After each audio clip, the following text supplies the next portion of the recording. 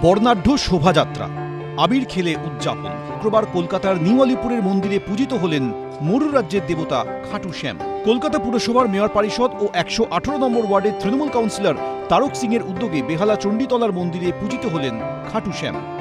আজকে একাদশী, এই একাদশীতে খাটু তো রাজস্থানে খুব বড় অনুষ্ঠান হয়।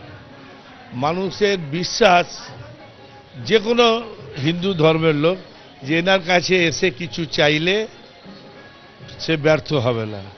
আর ইনি হচ্ছেন কলিযুগের ভগবান।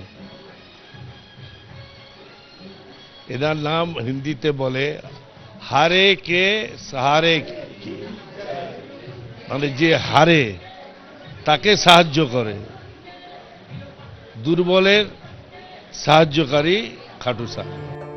কৃষ্ণের আর এক রূপ হল খাটু শ্যাম। মরু রাজ্য রাজস্থানের দেবতা হিসেবে পূজিত হন তিনি। তাঁরই মূর্তি রয়েছে বেহালা চণ্ডীতলার মন্দিরে। শুক্রবার সকালে শোভাযাত্রা, দিনভর চণ্ডীতলার মন্দিরে পুজো অর্চনা চলে। ব্রতদীপ ভট্টাচার্য, এবিপি আনন্দ, কলকাতা। সামনে বিধানসভা ভোট, আর তার আগে কালিয়াগঞ্জে নিজের এলাকায় বিজেপি বিধায়কের বিরুদ্ধেই পড়ল পোস্টার। উত্তর দিনাজপুরের কালিয়াগঞ্জ কেন্দ্রের বিধায়ক সৌমেন রায়।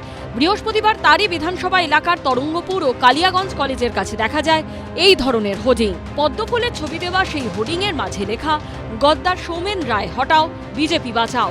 ওপরে বড় বড় হরফে জ্বলজ্বল করছে আসন্ন ২০২৬ বিধানসভা নির্বাচনে কালিয়াগঞ্জে প্রার্থী বহিরাগত। ব্যানারের নিচে লেখা সৌজন্যে বিজেপি কর্মী। আর এই হোর্ডিং ঘিরেই চড়ছে রাজনীতি। কিন্তু বদমাশি করে কেউ বা কেউ কারা করতে পারে, ঠিক আছে।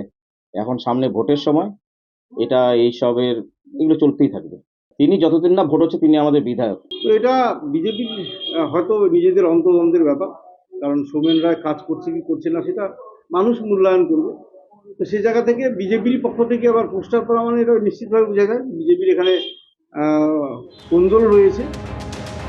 ২০২১ সালে তৃণমূল প্রার্থী তপন দেব সিংহকে হারিয়ে কালিয়াগঞ্জ কেন্দ্রে জয়ী হন বিজেপির সৌমেন রায়। তবে ভোটের ফল প্রকাশের ৬ মাস পরে বিজেপি ছেড়ে তৃণমূলে যোগদান করেন তিনি। ১.৫ মাস পরে ফের তৃণমূল ছেড়ে ফিরে যান বিজেপিতে। সূত্রের খবর, দলবদলের পর থেকে বিজেপির একাংশ তার উপর ক্ষুব্ধ হয়ে রয়েছে। ভোটিং বিতর্ক নিয়ে প্রতিক্রিয়ার জন্য বিজেপি বিধায়ক সৌমেন রায়ের সঙ্গে যোগাযোগ করা হলেও ফোন ধরেননি তিনি। সুদীপ চক্রবর্তীর রিপোর্ট, এবিপি আনন্দ, উত্তর দিনাজপুর। এবিপি আনন্দ, এগিয়ে থাকে, এগিয়ে রাখে।